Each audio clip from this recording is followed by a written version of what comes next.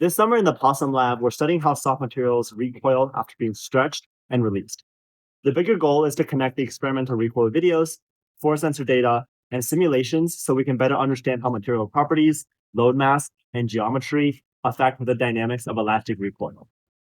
This week, Cleo and I focused on cleaning up the recoil analysis workflow and processing more experiments.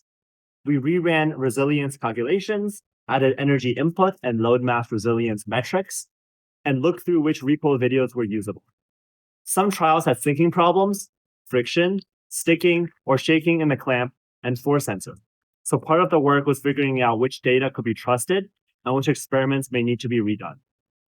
On the coding side, we updated the MATLAB file calc kinematics so that the time of recoil now ends when the maximum kinetic energy happens.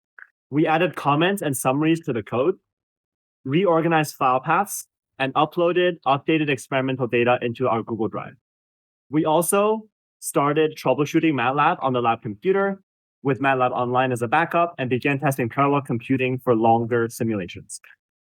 In addition, the summer machine shop proctors helped us out by designing a new load mass clamp, updating the attachment component, and adding a valve switch to ensure the clamp stays secure while loading.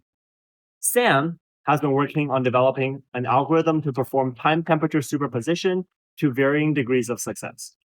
This week, he worked on refining the cost function used by the algorithm to determine the optimal shift factor for each temperature by testing various methods, including a logarithmic and normalized version of the function.